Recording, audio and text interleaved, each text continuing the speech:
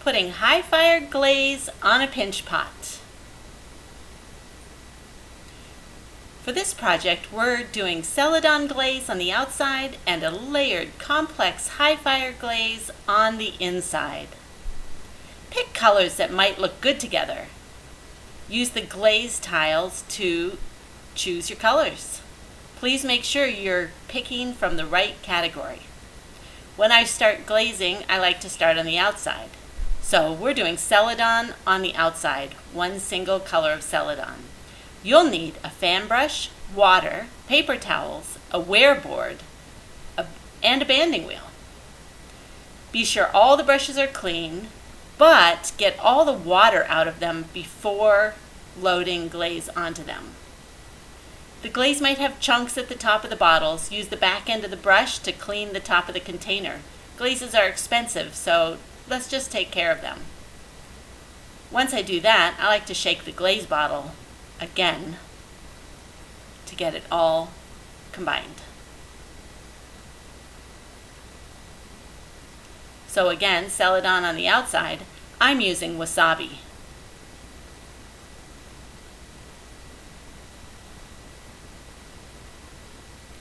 You'll want to put 3 solid coats on the outside.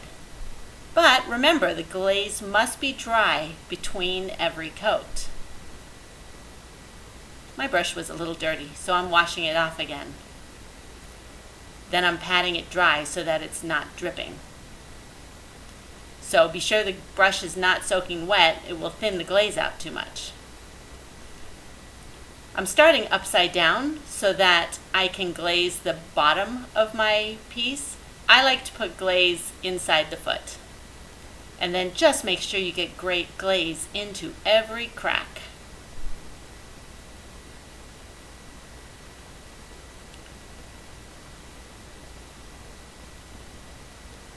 Yes, I did glaze the bottom of the foot, but I'll wipe that off so it doesn't stick to the kiln shelf when firing. I like to make sure I have a nice clean wipe on the foot.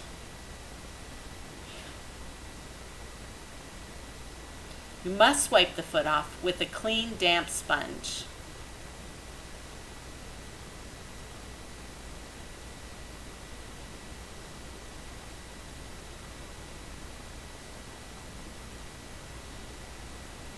It's so easy to forget how many coats you've done, and it's important to do 3, so mark the table with glaze.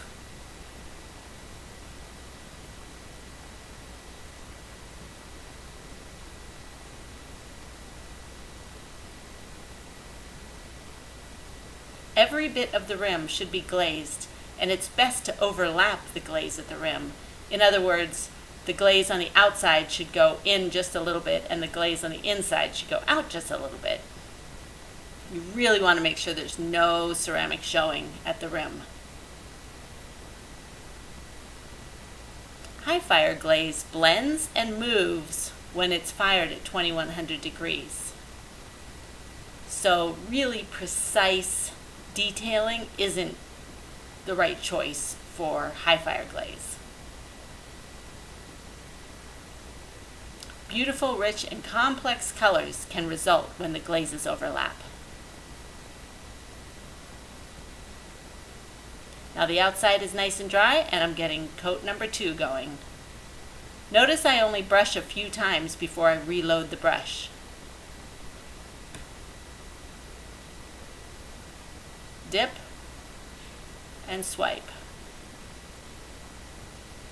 Then when the brush is empty, dip again.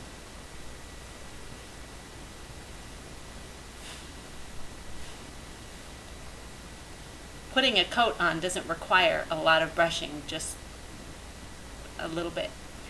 It's important to cover every bit of white ceramic except for the foot, so the second go around I'm not going to glaze the foot again, but I will wipe it again.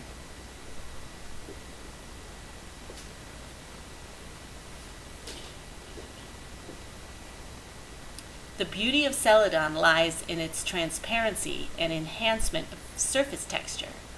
So when this is fired, the detail of that carving is really going to pop. Celadon's great for textures and carving. Notice that the glaze is not put on thinly. Each coat is a nice, thick coat.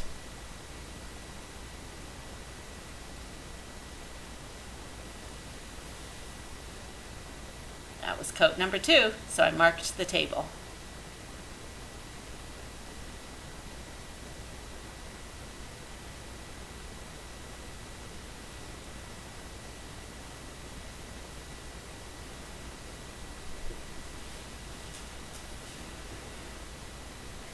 I'm going to go ahead and put a coat on the inside now while the coat number 2 is drying. The second coat takes longer than the first to dry. I like to use a banding wheel because it's a lot easier to glaze a round object like this. And personally, I work from the bottom up on little bowls like this because I can get a little bit more detailed at the edges. I just like it that way. Remember that the glaze at the rim needs to overlap a little bit. And the first coat is already dry, so I'm starting on my second coat. First coat always dries real quickly.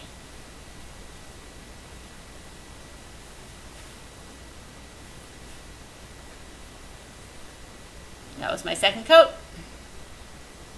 Back to the outside. Now the outside's already dry because it had a little bit of time, so I do not need to use the heat gun. I'm just going to glaze it with it upright this time so I don't have to move it. Remember that glaze is dry when it's matte and not shiny. So if it's dry, you don't need to use the heat gun. But if it's still shiny and you could move it around with your finger, that means it's wet. That means that you either need to wait for it to dry or you need to heat it up a little bit. That was my third coat. Now I'm going to take good care of this glaze. I'm going to wipe the inside of that lid so it's easy to open for the next person. Back to the inside. The inside's dry now. So I'm going to do my third coat. Notice that I have not one time had to go heat it yet. Notice how often I dip my brush. So you load the brush, then you do a couple swipes on both sides, and then you reload the brush. So that third coat was real easy. Oh, the second coat. Oh no, that was the third coat. Okay, so now I am drying the third coat. See how it's getting light? That's how I know that it's drying. But never heat on a plastic banding wheel or on a plastic cutting board. You will warp those objects, you will warp plastic, and it'll have to be thrown away. Don't overheat your piece either. Don't overheat the glaze. If it's like 90% dry, you're good. That's good enough. So now I'm applying a drip layer. This is where the two different glazes are going to blend. These glazes look like the same color, but they're not. One's a lighter pinkish brown, one's a lighter pink, and one's a brownish. So for the drip layer, you do the top inch only. And notice how thick I apply it. Now I ended up only doing 2 layers of my drip coat, and I wish I had done 3.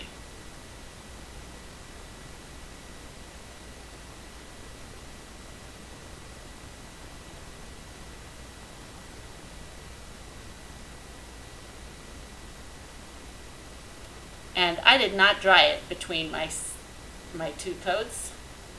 Again, after seeing the finished product, I wish I had done 3 coats. So taking a little time to dry it and add a 3rd coat would have been awesome.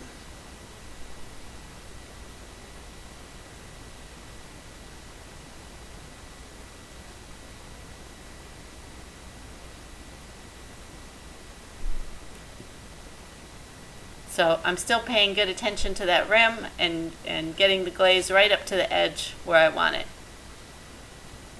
But again, I'm not too worried about being really careful. Always, always, always wipe the bottom of your piece before you put it on the glaze shelf to be fired.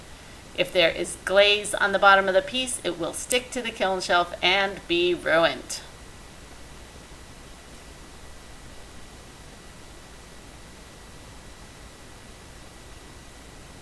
Put it on the correct shelf. This is high fire.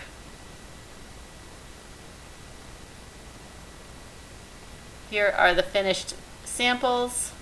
That's Celadon on the outside and Potter's Choice and Stoneware combined on the inside.